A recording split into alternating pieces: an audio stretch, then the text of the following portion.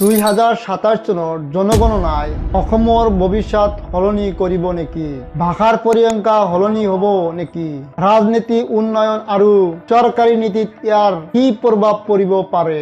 নমস্কাৰ, আজিৰ ডকুমেণ্টাৰীত আমি চাম অসমৰ বাবে সেন্সাছ 2027 কিয় ইমান গুৰুত্বপূৰ্ণ।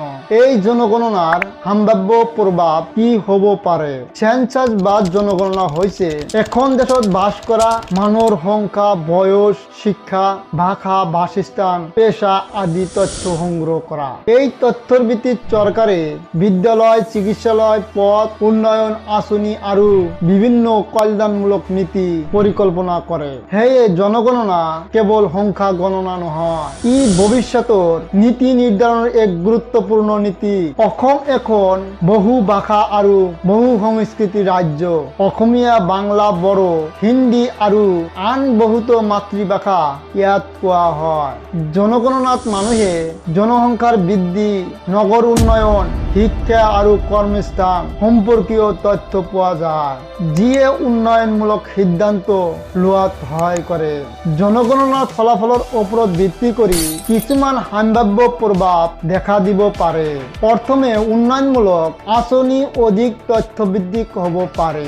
দ্বিতীয়তে ভাষাভিত্তিক তথ্যক লৈ ৰাজনৈতিক আৰু সামাজিক আলোচনা বৃদ্ধি হ'ব পাৰে। তৃতীয়তে নতুন জনসংখ্যাৰ তথ্য শিক্ষা, স্বাস্থ্য, পৰিবহন আৰু নগৰ পৰিকল্পনাৰ ক্ষেত্ৰত নীতি নিৰ্ধাৰক হ'ব পাৰে। কিন্তু মনত ৰাখিব, জনগণনাৰ তথ্য নিজে কোনো ৰাজনৈতিক সিদ্ধান্ত নহয়। সেই তথ্যৰ ব্যৱহাৰ কেনেকৈ হয় সেয়া চৰকাৰ আৰু নীতি নিৰ্ধাৰকৰ সিদ্ধান্তৰ ওপৰত নিৰ্ভৰ কৰিব।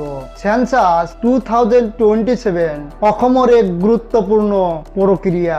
ইয়াৰ জৰিয়তে ৰাজ্যখনৰ জনসংখ্যা, ভাষাগত বৈচিত্ৰ্য আৰু উন্নয়নৰ বাস্তৱ ছবি পোৱা যাব।